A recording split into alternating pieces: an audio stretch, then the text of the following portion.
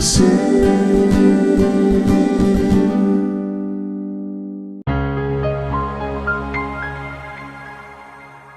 Apa kabar saudara, dimanapun saudara berada?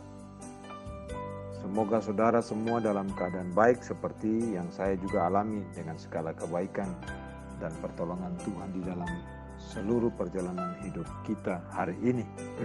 Nah saudara, pada dasarnya kemerdekaan itu adalah hak semua orang. Betul? Memang betul begitu.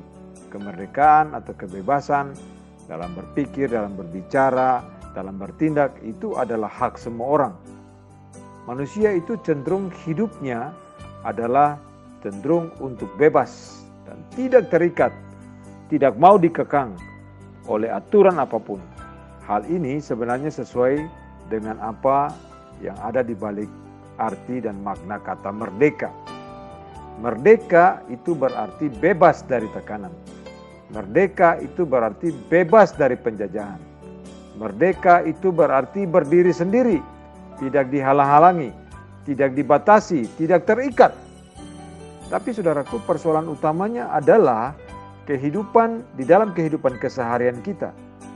Adalah sejauh mana kita menggunakan kemerdekaan dan kebebasan kita itu dengan bertanggung jawab di hadapan Tuhan dan dipakai sebaik-baiknya. Kebebasan kemerdekaan kita itu dipakai sebaik-baiknya dalam kehidupan setiap hari kita dengan sesama kita.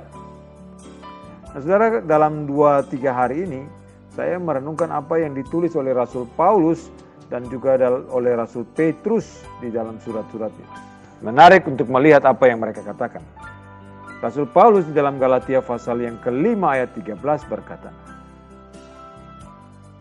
Paulus mengingatkan agar jangan menyalahgunakan kemerdekaan sebagai kesempatan untuk hidup di dalam dosa. Perhatikan ini saudaraku. Tetapi atau melainkan layanilah seorang akan yang lain oleh kasih. Nah, Rasul Petrus pun bukan hanya memperingatkan agar jangan menyalahgunakan kemerdekaan untuk menyelubungi kejahatan-kejahatan mereka yang hidupnya hanya untuk memuaskan hawa nafsu dan kedagingan saja. Sebaliknya sebagai hamba Allah. Di dalam 1 Petrus 2 ayat 16 dan di dalam ayat 17 dikatakan, Petrus berkata, hormatilah semua orang, kasihilah saudaramu. Saudara perhatikan dua kalimat ini yang dikatakan oleh Paulus.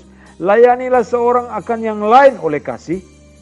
Lalu Petrus mengatakan, hormatilah semua orang, kasihilah saudaramu. Itu jelas sekali artinya panggilan hidup kita dalam kebebasan dan kemerdekaan karena Kristus yang telah melepaskan dan membebaskan kita dari hutang dosa kita, membayar lunas dengan mati di atas kayu salib menebus hutang-hutang dosa kita. Haruslah kita pakai untuk saling melayani, saling menghormati, dilandasi dengan kasih. Bukan kita bertindak dengan sesuka hati kita kepada sesama kita. Kita tidak peduli dengan situasi dan kondisi sesama kita yang berada dalam kesulitan, dalam pergumulan, dalam hal-hal yang susah yang menghimpit hidupnya setiap hari. Kita malah memakai kebebasan kita karena kita punya kuasa, punya kekuatan, punya uang untuk hanya memuaskan hawa nafsu kita. Kita hidup untuk diri sendiri, kita hidup hanya untuk kelompok kita sendiri.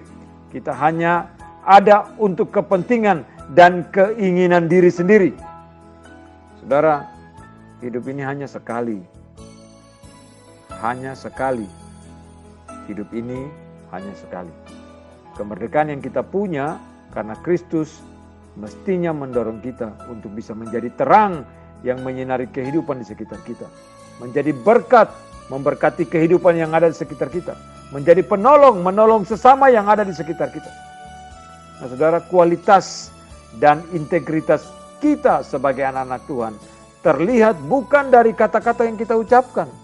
Bukan terlihat dari puji-pujian lagu-lagu yang kita nyanyikan. Tetapi kualitas dan integritas hidup kita harus terlihat dari bukti nyata kehidupan kita setiap hari.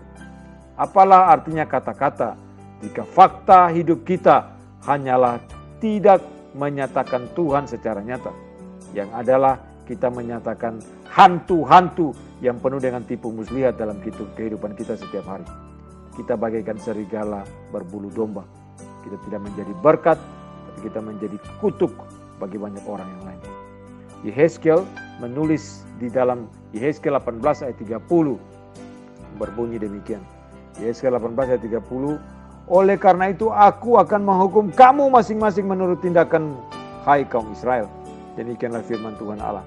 Bertobatlah dan berpalinglah dari segala durhakamu, supaya itu jangan menjadi bagimu batu sandungan yang menjatuhkan kamu ke dalam kesalahan. Saudara, mari kita periksa hidup kita. Mari kita lihat hidup kita di hadapan Tuhan. Jangan kita sia-siakan kemerdekaan yang kita punya. Mari kita bijaksana mengerjakan kemerdekaan kita. Tuhan tolong kita untuk hidup benar dan memperkenankan hatinya. Bertobatlah dan hiduplah benar di hadapan Tuhan. Terpujilah Tuhan dari kekal sampai kekal.